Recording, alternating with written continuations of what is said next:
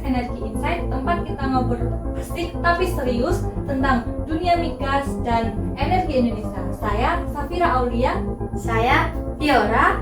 Hari ini kita mau bahas sesuatu yang sering jadi bahan diskusi di kalangan profesional migas, yaitu PTK 37 SKK Migas, terutama kaitannya dengan Plan of Development atau POD, khususnya untuk gas bumi, dan gimana regulasi ini berhubungan sama isu-isu terkini di sektor energi kita. Nah, buat yang belum tahu, PTK 37 itu singkatan dari Pedoman Tata Kerja 37 SKK Migas ya. Ini basically adalah panduan resmi tentang bagaimana kontraktor atau KKKS menyusun, mengajukan, dan mendapatkan persetujuan untuk rencana pengembangan lapangan migas, termasuk lapangan gas bumi, Kak. Betul banget. Jadi kalau mau ngebor, bangun fasilitas produksi, atau masuk ke tahap eksploitasi, semua harus lewat POD yang disetujui oleh SKK Migas.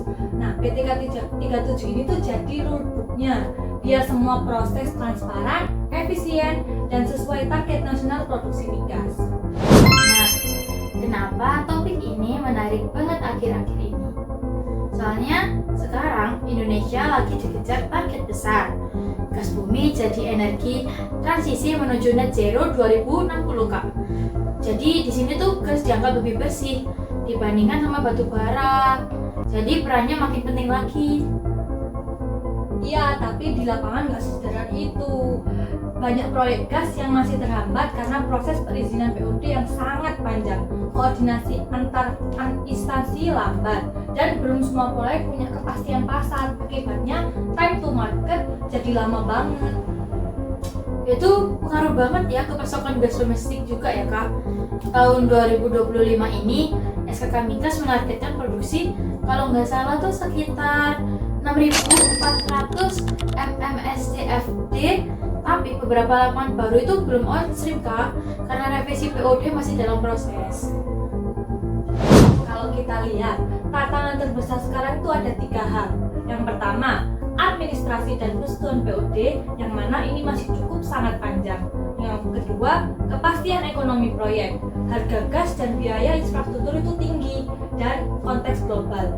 Investor migas mulai hati-hati karena ada tren dekarbonasi dunia. Wah, 3 itu ya, Kak, setuju sih. Selain itu ada juga isu lagi, Kak, jadi tentang sinkronisasi kebijakan energi nasional. Misalnya, di satu sisi kita mau dorong gas untuk energi bersih, tapi di sisi lain harga gas industri domestik ditekannya tuh rendah banget, Kak. Ini bikin keekonomian proyek gas baru sering nggak nyala sih. Nah, PTK 37 ini tuh sebenarnya udah berusaha adaptif. Revisi terakhir itu yang mana yang aku baca itu memasukkan elemen digitalisasi dan percepatan evaluasi POD, termasuk skema fast track untuk proyek-proyek strategis. Tetap aja koordinasi antar lembaga dan ketersediaan data teknis itu sering jadi bottleneck-nya. Kalau bicara isu terkini, kita juga nggak bisa lepas dari wacana perubahan undang-undang migas. Banyak yang khawatir kalau nanti struktur kelembagaan itu berubah, misal SKK Migas diubah jadi badan usaha khusus, atau bisa ada masa transisi yang bikin approval POD makin lama. Iya juga ya, Kak, pasti banyak banget kekhawatiran di situ. Di sisi lain, pemerintah juga sedang mendorong carbon capture, utilization, dan storage CCUS di lapangan gas. Nah, ini menarik nih, Kak, karena PTK 37 mulai disesuaikan supaya POD baru bisa mencakup elemen CCUS dan injeksi CO2 di lapangan gas tua. Jadi ada integrasi antara pengembangan gas dan kebijakan dekarbonisasi nasional. Apalagi kalau Indonesia punya potensi besar buat blue hydrogen dari gas bumi.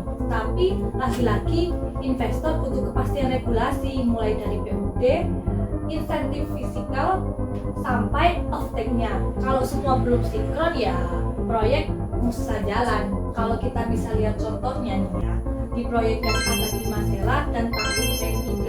Nah, kedua proyek besar ini itu sempat alami penyusunan POD karena perubahan desain, harga, dan aspek emisi. Proses revisi POD di situ itu memperlihatkan betapa krusialnya fleksibilitas PT37 terhadap dinamika global. Bener banget ya Kak, ternyata sekrusial itu ya PT37 itu. Dan justru dari sana kita belajar Kak, kalau POD itu bukan cuma dokumen teknis, tapi juga strategi jangka panjang untuk menjaga keberlanjutan proyek dan kepastian energi nasional. Kalau bisa dirangkum Kak, jadi hubungan antara PT37, POD Gas Bumi, dan isu terkini itu kayak segitiga yang saling terkait. Jadi kayak PT37 ini jadi fondasi, POD-nya jadi implementasi. Terus kayak isu-isu seperti transisi energi, CCUS, serta kebijakan harga jadi faktor eksternal yang harus diakomodasi juga. Setuju. Jadi kedepannya tantangannya bukan cuma mempercepat persetujuan POD, tapi memastikan setiap POD sudah inline dengan arah kebijakan nasional, termasuk low carbon future dan energy security. Nah, semoga obrolan kita bisa bantu teman-teman di industri, akademisi, atau siapapun yang lagi belajar tentang tata kelola migas di Indonesia. Nah, oke, segitu dulu ya Energi Insight kali ini. Jangan lupa follow Dan kirim topik yang mau dibahas di episode selanjutnya.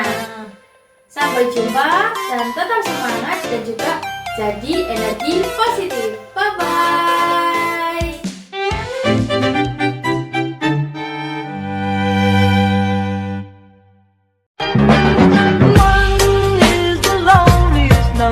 That you'll ever do. Two can be as bad as one. It's the loneliest number since the number one. One is the loneliest number that you'll